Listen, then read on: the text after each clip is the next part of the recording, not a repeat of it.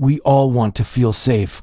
It's a fundamental human need. But what if the very beliefs that comfort you are the ones putting you most at risk? We live in a world where things feel fragile. Geopolitical tensions are simmering, and natural disasters seem to strike with alarming frequency and power. It feels like we're walking on a tightrope, and the illusion of safety can be more dangerous than outright chaos. So many people cling to familiar ideas of protection, that the government will be there, that our amazing technology will solve everything, or that things will just go back to normal. But beneath the surface of this fragile calm, the cracks are widening, threatening to shatter our sense of security. This false sense of security lulls millions into complacency, leaving them completely vulnerable when disaster inevitably strikes.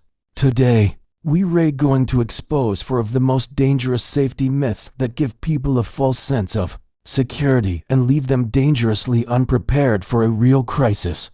Understanding why these myths persist, and more importantly, why they fail, is the first critical step toward real, practical preparedness. The decisions you make today about your safety could genuinely shape your survival tomorrow.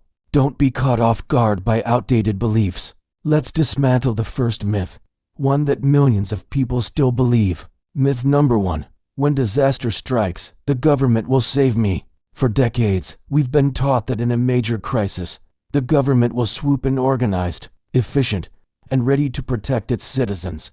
But history, unfortunately, tells a very different story. Think back to Hurricane Katrina in 2005. The response was tragically delayed. Government agencies were completely overwhelmed, and millions of people were left stranded in utter chaos. Or consider the early days of the COVID-19 pandemic. The world watched as governments struggled, sending mixed messages and taking slow action that cost precious time and, ultimately, lives. These aren't isolated incidents. They reveal a harsh truth. Governments, no matter how well-intentioned, have limits. Their resources are already stretched thin.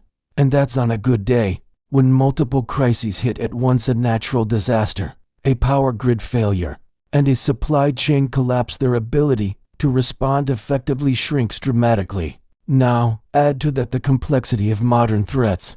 We're not just talking about storms anymore. Think about cyber attacks that can cripple our entire infrastructure, or hybrid warfare that blurs the lines between peace and conflict. Traditional emergency response models just can't keep pace.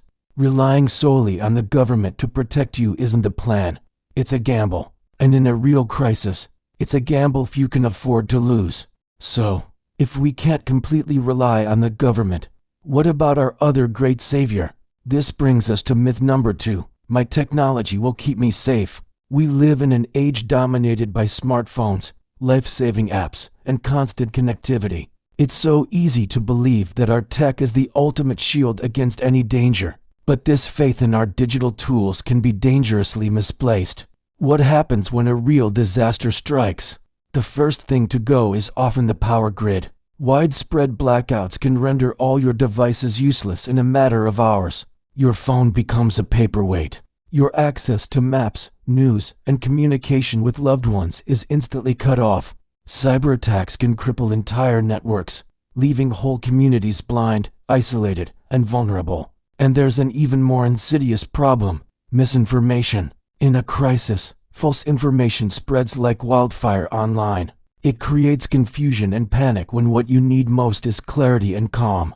This illusion of control that technology gives us masks a critical truth. Real safety depends on tangible preparation, not just digital signals. History is filled with stark reminders. During major blackouts, large-scale natural disasters, or even just localized infrastructure failures, the people who relied only on their tech were often the ones left most stranded and helpless. Technology should be a tool in your preparedness toolbox, but it cannot be the entire toolbox. It can enhance your readiness, but it can never replace the fundamental basics of survival. Okay, so the government has limits and technology can fail, but that leads us to a more personal, and perhaps more pervasive, belief. Myth number 3, it won't happen to me. So many people operate with the comforting assumption that major disasters are distant events. They're rare, they're unlikely, And there's something that happens to other people in other places, not to them, not in their town. This mindset is called normalcy bias, the belief that things will always function the way they normally do. But this comfortable illusion is dangerously out of step with our current reality.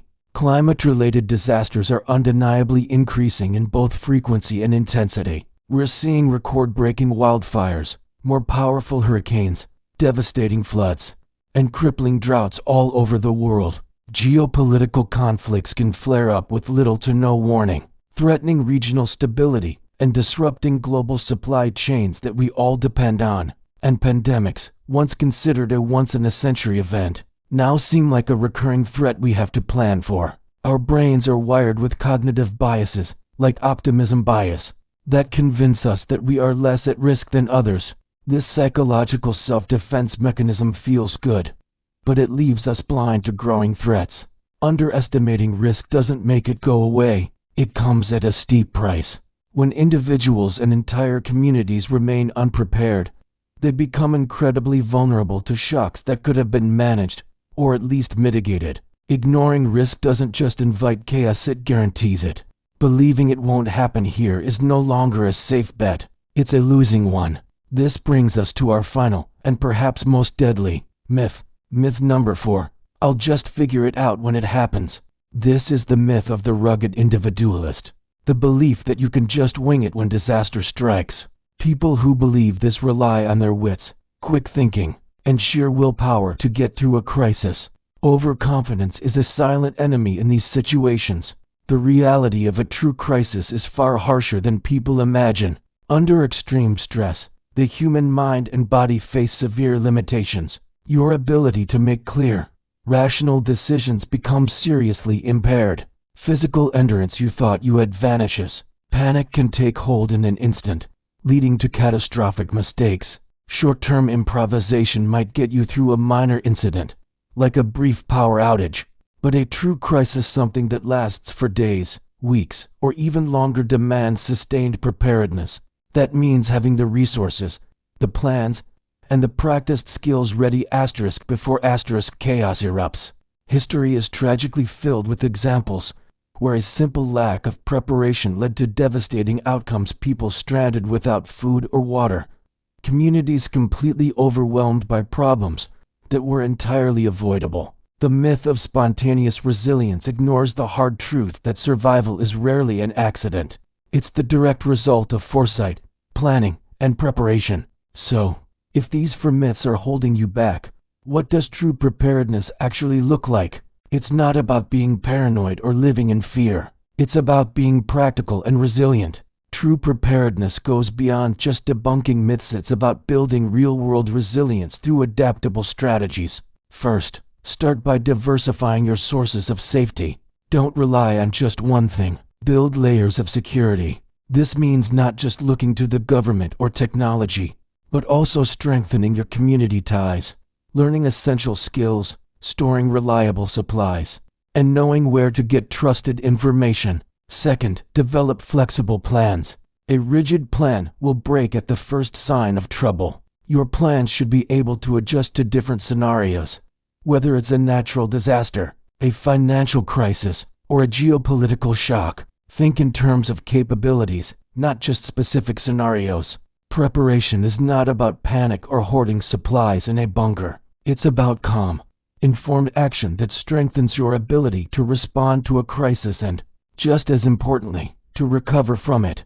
It's about staying aware of global and local risks without falling into a state of fear or paralysis. This balanced mindset is what turns the uncertainty of the future into a feeling of control over your own safety. Understanding these myths is the critical first step.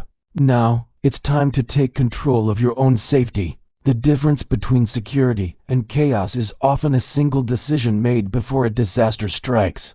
Clinging to these false beliefs about protection only widens the gap between stability and collapse.